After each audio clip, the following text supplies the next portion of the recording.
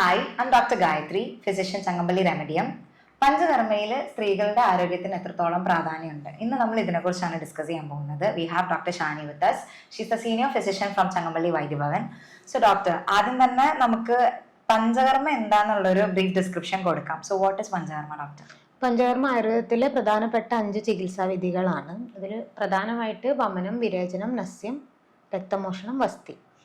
ഇത് എല്ലാ ട്രീറ്റ്മെൻറ്റുകളും ശുദ്ധീകരണമാണ് നമ്മൾ മെയിനായിട്ട് ഉദ്ദേശിക്കുന്നത്, ശരീരത്തിനെ ശുദ്ധീകരിക്കുക എന്നുള്ള രീതിയിൽ. പിന്നെ കേസിനനുസൃതമായിട്ടാണ് നമ്മൾ ചികിത്സാ രീതികൾ ഉപയോഗിക്കുന്നത്. ഇതിന് സ്ത്രീകളുടെ ആരോഗ്യത്തിൽ വളരെയധികം പ്രാധാന്യമുണ്ട്. സ്ത്രീകളുടെ ആരോഗ്യം നല്ല രീതിയിൽ നിലനിർത്തി പോവാനും ഒരുപാട് രോഗങ്ങളെ പ്രിവെന്റ് ചെയ്യാനും പഞ്ചകർമ്മ തെറാപ്പി സഹായിക്കുന്നുണ്ട്. ആസ് സച്ച് നമ്മളിപ്പോൾ ഒരു ഹോൾ ടുഗെദർ എടുക്കുകയാണെങ്കിൽ, ഇപ്പം വിമൻസ് ഹെൽത്ത് എന്നുള്ളൊരു കാറ്റഗറി അല്ലെങ്കിൽ സ്ത്രീകളുടെ ആരോഗ്യം എന്നുള്ളൊരു കാറ്റഗറി, നമുക്ക് കുറെ ഡിഫറൻഷിയേറ്റഡ് ഫീൽഡ്സിലായിട്ട് പറയാം. നമുക്ക് പഞ്ചകർമ്മയ്ക്ക് കൂടുതൽ ഇമ്പോർട്ടൻസ് വരുന്ന സ്ഥലങ്ങൾ, അപ്പൊ അതായത് ഇപ്പോൾ ഹോർമോണൽ ഇംബാലൻസ് വരുന്ന സമയത്ത്, പ്രസവാനന്തരം അല്ലെങ്കിൽ പോസ്റ്റ് പാർട്ടമായിട്ട് വരുന്നത്, പിന്നെ മെനാർക്കെ അല്ലെങ്കിൽ മെനോപോസിന്റെ സമയത്ത്, അതുകൂടെ അങ്ങനെ കുറെ കാറ്റഗറീസ് ഉണ്ടല്ലോ. അപ്പൊ നമുക്ക് സ്റ്റാർട്ട് ഓഫ് ചെയ്യുന്നതിൽ തന്നെ നമുക്ക് നോക്കാം എങ്ങനെയാണ് ഹോർമോണൽ ഇംബാലൻസ് അല്ലെങ്കിൽ ഹോർമോണുകളുടെ അസന്തുലിതാവസ്ഥയിൽ എങ്ങനെയാണ് നമുക്ക് പഞ്ചകർമ്മേന്റെ ഇമ്പോർട്ടൻസ് പ്രതിഫലിപ്പിക്കാനാവുന്നത്. ഹോർമോൺസ് എന്ന് വെച്ചാൽ സ്ത്രീകളിൽ ബാല്യം തൊട്ട് വൃദ്ധാവസ്ഥ വരെ ഒരുപാട് സ്റ്റേജുകളുണ്ട്. അതിലിപ്പോൾ ഒരു ടീനേജ് ഒക്കെ ആകുമ്പോഴാണ് കൂടുതൽ ഹോർമോണൽ ചേഞ്ചസ് സ്ത്രീകളിൽ ബോഡിയിൽ വരുന്നത്. മെനാർക്കെ തൊട്ട് മെനോപോസ് വരെ ഉള്ളതിൽ മെൻസ്ട്രൽ സൈക്കിളുകൾ, മന്ത്ലി സൈക്കിളുകൾ പല രീതിയിലാണ് ഓരോരുത്തർക്കും. ചിലർക്ക് മാസമുറ ഒരു മാസത്തിൽ തന്നെ ഒന്നിലധികം തവണ വന്നിട്ട്, അല്ലെങ്കിൽ ഒരുപാട് ബ്ലീഡിങ് ഉണ്ടായിട്ട്, അല്ലെങ്കിൽ ബ്ലീഡിങ് കുറഞ്ഞിട്ട്, ഇങ്ങനെ പല രീതിയിൽ മാസമുറകൾ തന്നെ വ്യത്യാസം വരുന്നുണ്ട്. ഇത് കൂടാണ്ട് ഗർഭധാരണം, ഗർഭാവസ്ഥ, ഗർഭാനന്തരം, പ്രസവം, പ്രസവാനന്തരം, അത് കഴിഞ്ഞിട്ട് മെനോപോസ്, ഇങ്ങനെ പല പല സ്റ്റേജുകളായിട്ടാണ് വരുന്നത്. ഈ സ്റ്റേജുകളിലൊക്കെ ഹോർമോണിന് വളരെയധികം പ്രാധാന്യമുണ്ട്. ഈസ്ട്രോജൻ, പ്രൊജസ്ട്രോൺ പോലെയുള്ള സ്ത്രീ ഹോർമോണുകൾ ശരീരത്തിൽ ഒരുപാട് ഇമ്പോർട്ടൻസ് ഉണ്ട്. അവരെ സന്തുലിതാവസ്ഥ നിലനിർത്താൻ വേണ്ടിയിട്ട് പഞ്ചകർമ്മ നമുക്ക് നല്ല രീതിയിൽ ഉപയോഗിക്കാൻ പറ്റും. അതായത് ശുദ്ധീകരണം ചെയ്യുന്നതിലൂടെ തന്നെ ഹോർമോണിനെ ബാലൻസ് ചെയ്യാൻ നമുക്കൊരു പരിധി വരെ സഹായിക്കും. അതേപോലെ ബാക്കിയുള്ള ട്രീറ്റ്മെൻറ്റുകൾ, ഇപ്പോൾ ധാര പോലത്തെ ട്രീറ്റ്മെൻറ്റുകളൊക്കെ ചെയ്യുമ്പോൾ മാനസികാവസ്ഥയെ കുറച്ചുകൂടെ മെച്ചപ്പെടുത്താനും സഹായിക്കും. അതായത് അവരുടെ ഒരു മെന്റൽ സ്റ്റേറ്റിന് കുറച്ചും കൂടെ ഒന്ന് റിലാക്സ്ഡ് സ്റ്റേറ്റിലേക്ക് നമുക്ക് കൊണ്ടുവരാൻ വേണ്ടിയിട്ട് ഈ ധാര പോലത്തെ ട്രീറ്റ്മെന്റുകൾ ഒരു കോംപ്ലിമെന്ററി ആയിട്ട് ഹെൽപ്പ് ചെയ്യുന്നുള്ള രീതിയിൽ കോൺഫിഡൻസ് കൂട്ടും. ഇപ്പൊ ഗർഭകാലത്താണെങ്കിലും പ്രസവാനന്തരാണെങ്കിലും സ്ത്രീകളിൽ മാനസിക പിരിമുറുക്കം നമുക്ക് വളരെ കോമൺ ആയിട്ട് കാണാൻ പറ്റുന്ന ഒരു കാര്യമാണ്.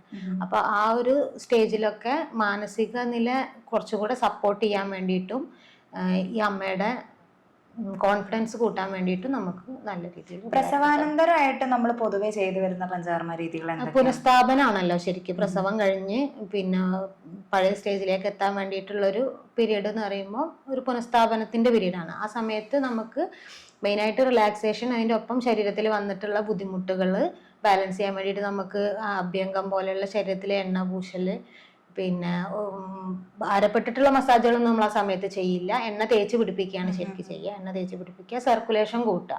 അപ്പോൾ യൂട്രസ് ഒക്കെ ഒരു പൂർവാവസ്ഥയിലേക്ക് എത്തുന്ന രീതിയിലേക്ക് ആവാൻ വേണ്ടിയിട്ട് കൂടുതൽ ബ്ലഡ് സർക്കുലേഷൻ ഇമ്പ്രൂവ് ചെയ്യുക. ഇതിപ്പോൾ ശുദ്ധീകരണം ചെയ്യുന്നതിലൂടെ, ഇപ്പോൾ പഞ്ചകർമ്മ തെറാപ്പിയിൽ നമ്മൾ പറഞ്ഞല്ലോ ഡീടോക്സിഫിക്കേഷൻ ചെയ്യും. അപ്പോൾ അതിലൂടെ തന്നെ ആന്തരികാവയവങ്ങളുടെ ആരോഗ്യം വർദ്ധിപ്പിക്കുന്നതിന്റെ ഒപ്പം ആ പർട്ടിക്കുലർ ഏരിയയിലേക്കുള്ള രക്തചംക്രമണം കൂട്ടുക ചെയ്യുന്നത്. അപ്പൊ അതിനനുസരിച്ച് അതിന്റെ ഫങ്ഷൻ കൂടുതൽ നന്നാവും.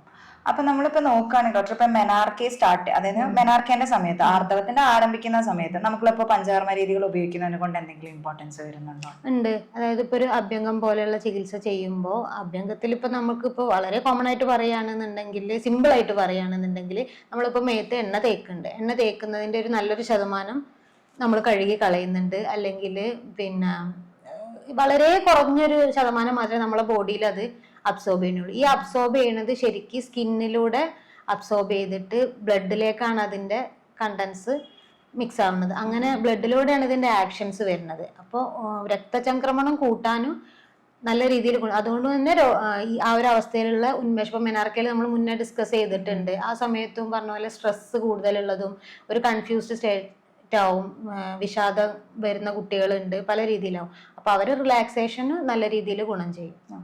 ഇപ്പൊ നമ്മളിപ്പോ പറഞ്ഞ കാര്യങ്ങളിൽ കൂടുതൽ നോക്കുകയാണെങ്കിൽ ഹോർമോണുകളുടെ അസന്തുലിതാവസ്ഥ, ഇംബാലൻസ്, അതിന്റെ ഒപ്പം തന്നെ മെനാർക്കി ആണെങ്കിലും മെനോപോസ് ആണെങ്കിലും എല്ലാം വന്നു കഴിയുമ്പോൾ മെയിൻലി ഇതൊക്കെ ലിങ്ക് ആവുന്നത് ഒരൊറ്റൊരു മെയിൻ കാര്യങ്ങളിലേക്കാണ്. സ്ത്രീകളുടെ മാനസിക ആരോഗ്യം എന്നുള്ളൊരു വലിയൊരു ടോപ്പിക് ശാരീരികമായിട്ടുള്ള ആരോഗ്യം. അപ്പം ആസ് സച്ച് നമുക്കിപ്പോ എടുക്കുകയാണെങ്കിൽ സ്ത്രീകളുടെ മാനസിക ആരോഗ്യത്തിന്റെ ഒരു നിലനിൽപ്പിന് വേണ്ടി നമുക്ക് എന്താണ് പഞ്ചകർമ്മയിലൂടെ അറ്റൈൻ ചെയ്യാൻ പറ്റുന്നത്? സ്ത്രീകളുടെ മാനസികാവസ്ഥ നമ്മൾ കണക്കിലെടുക്കുമ്പോൾ നമുക്ക് ഇതിന്റെ ഒപ്പം പഞ്ചകർമ്മയ്ക്ക് വളരെ പങ്കുണ്ട്. നമ്മൾ പഞ്ചകർമ്മ തെറാപ്പികളിൽ ഇപ്പോൾ വമനം ചെയ്യും, വിരേചനം, നസ്യം, രക്തമോഷണം, വസ്തി, ഈ 5 ചികിത്സാ രീതികളും നമുക്ക് ഈ ഒരു സെക്ഷനിൽ ഉപയോഗിക്കാൻ പറ്റുന്നതാണ്. അതിന്റെ ഒപ്പം നമ്മൾ സപ്പോർട്ടീവ് കെയർ ആയിട്ട് പിന്നെ കൗൺസിലിംഗ്, യോഗ, ഇങ്ങനത്തെ കാര്യങ്ങളും കൂടെ ഇൻക്ലൂഡ് ചെയ്ത് ചെയ്യുമ്പോൾ കൂടുതൽ മെച്ചപ്പെടും.